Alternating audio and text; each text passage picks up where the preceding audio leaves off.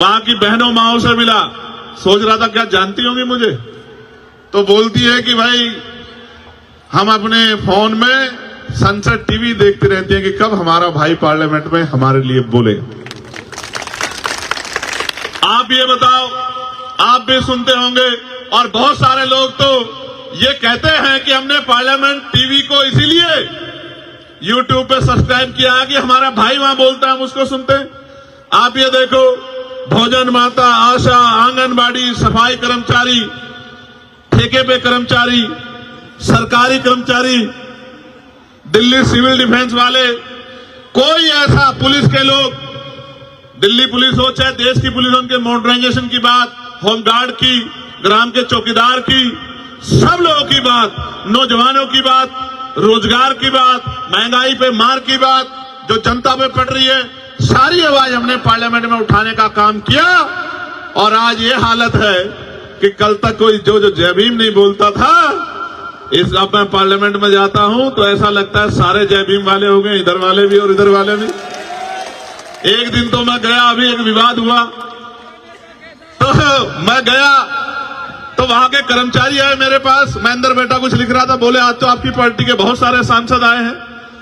तो मैंने कहा कि यार अभी तो चुनाव भी नहीं हुआ, सांसद कहां से बन गए बहुत सारे?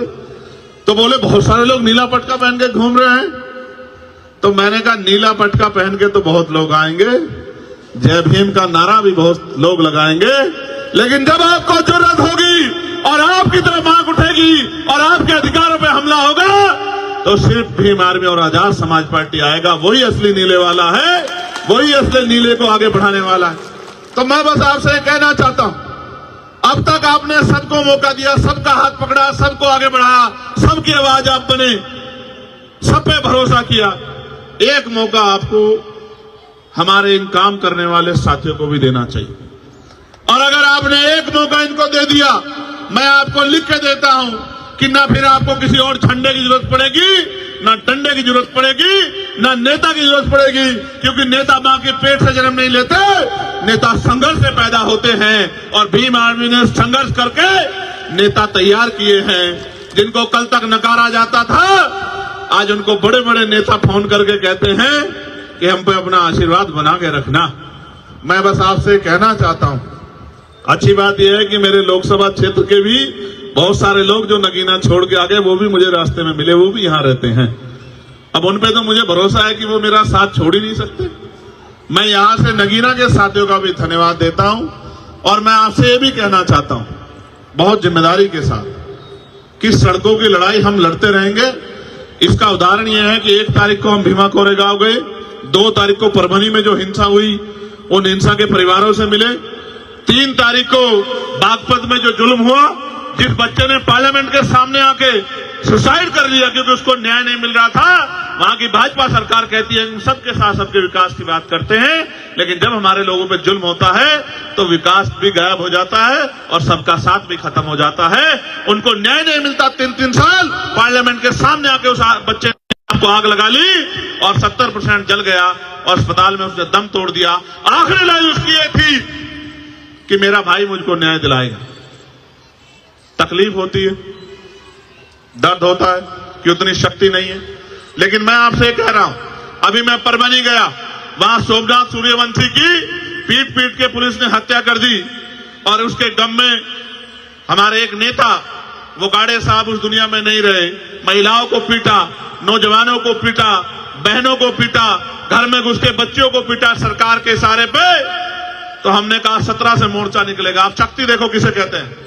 मैंने कहा 17 से पैदल मोर्चा निकलेगा परभनी से और मुंबई मंत्रालय तक। तो कल चीफ मिनिस्टर के यहां से फोन पहुंच गया कि 6 तारीख को, मैं झूठ नहीं बोलता, आप पता करा लेना, 6 तारीख को दोनों परिवारों को मुख्यमंत्री ने बुलाया है कि मुख्यमंत्री जिनसे मिलना चाहते। इतनी शक्ति का निर्माण आज आपने पूरे भारत में कर लिया है कि आपकी एक आवाज पे सरकारों को सोचना पड़ता है। आप ये सोचो, ये तो तब है जब अभी संवैधानिक शक्ति उस पैमाने पे नहीं है। आप ये सोचो जिस दिन संवैधानिक शक्ति होगी। और उत्तर प्रदेश में तो मैं चैलेंज करके कहता हूं, जिस तरह की मेहनत उत्तर प्रदेश के साथी कर रहे हैं, 27 के चुनाव में हम वहां की सत्ता आपके चरणों में लाकर रख देंगे। इस बात का भी मैं आपको विश्वास दिलाता हूं। लेकिन मैं आपसे कहना चाहता हूं कि आपका आशीर्वाद भी हमें मिलना चाहिए। मिलना चाहिए नहीं मिलना चाहिए? देख लो, मदद करोगे नहीं करोगे? नहीं, दोनों हाथ उठा के बताओ। नहीं, दोनों हाथ से बात नहीं बढ़ेगी। अपनी अपनी जगह पे खड़े होके बताओ, मदद करोगे नहीं करोगे? अच्छा, एक मिनट बैठ जाओ। आखिरी बात बता देता हूं, ये मेरे कान में इन्होंने कुछ कहा। आप अब देखो, मीडिया के साथी भी यहां खड़े रिकॉर्ड कर लेना। जितनी योजनाएं सारी सरकारें चला रही हैं,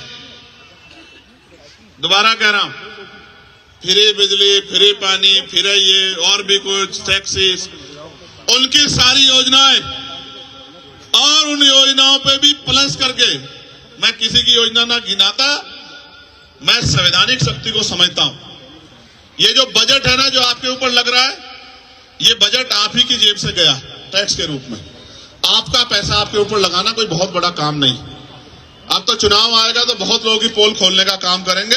एमसीडी वाले क्या कर रहे हैं, दिल्ली सरकार वाले क्या कर रहे हैं, बहुत लोगों की बात बताएंगे आपको।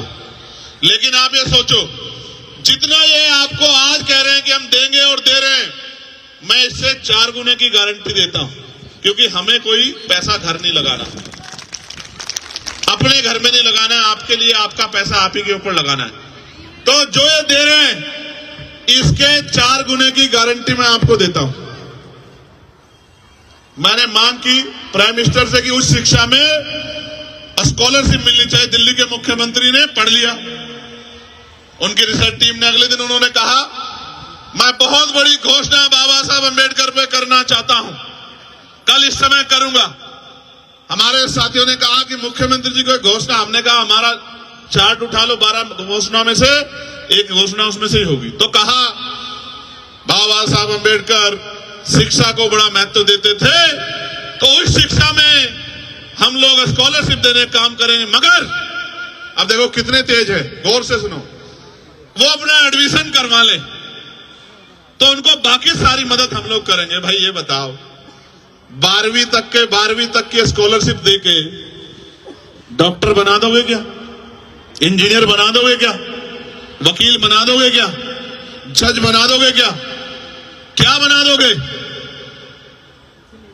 बेवकूफ तो बना सकते, क्योंकि हाई स्कूल इंटर तो हमारा मरा गिरा आदमी भी रूखी सूखी खाके अपने बच्चों को करा ही देता। अगर करना है इस देश में, जो बाबा साहब अम्बेडकर कहते थे, आपको बिजली फ्री दे देंगे, पानी फ्री दे देंगे, रोटी अनाज दे देंगे, लेकिन आपके बच्चों को एजुकेशन नहीं देंगे। क्योंकि एजुकेशन सवाल को जन्म देती है, और जिस दिन आपके बच्चों को शिक्षा का अधिकार मिल गया और मुफ्त शिक्षा मिल गई और गुणवत्तापूर्ण शिक्षा मिल गई, आप याद रखना, आपका रास्ता कोई नहीं रोक सकता। इसका उदाहरण डॉक्टर बाबा साहब अम्बेडकर है कि ये ना चाहते हुए भी बाबा साहब अम्बेडकर संविधान सभा में भी गए और कानून मंत्री भी बने। इसलिए मैं आपको कहना चाहता हूं, मैंने पार्लियामेंट में कहा था कि समान शिक्षा पॉलिसी लागू कर दो। मैं सत्ता पक्ष को भी कह रहा हूं, विपक्ष को भी, अगर आप इतने अच्छे हो तो करो समान पॉलिसी लागू। अगर बाबा साहब समान शिक्षा पॉलिसी लागू, अगर बाबा साहब अम्बेडकर को नेता मानते हो, बाबा साहब अम्बेडकर की बात को मानते हो, समान हेल्थ पॉलिसी लागू करो कि गरीबों का इलाज भी, क्या तो सारे प्राइवेट स्कूल अस्पताल गरीबों के लिए भी खुले मुफ्त में, या सबका इलाज सरकारी अस्पताल में हो, और इलाज बेहतर से बेहतर होना चाहिए कि पैसे की कमी कारण किसी की जान ना जाए। होना यह चाहिए कि गरीब के बच्चे को एजुकेशन वो कभी तक ले, गुणवत्तापूर्ण एजुकेशन, और वो इतने कम दामों में मिलनी चाहिए, किसी की जेब ना कटे। हमने तो देखा अपने आप से कि बड़े स्कूलों में, प्राइवेट में हमारे लोग हिम्मत करके भेजते हैं। मेरी माएं पेट पे कपड़ा बांध लेती हैं, एक टाइम का भोजन काट के अपने बच्चों को पढ़ाती, क्योंकि बाबा साहब क्या गए थे। लेकिन सच ये है कि ये सारे काम आपके आसान हो सकते हैं अगर आप अपनी राजनीतिक ताकत बना लो। मैं ये महसूस करता हूं, आप सब कुछ सीखे बाबा साहब से, बस ये अपनी उंगली का सही प्रयोग करना नहीं सीख पर, जो सबसे आसान काम है, इस उंगली का सही प्रयोग करना सीख लो। आपके बच्चों के और आपके तरक्की के रास्ते खुलने में बहुत देर नहीं लगेगी।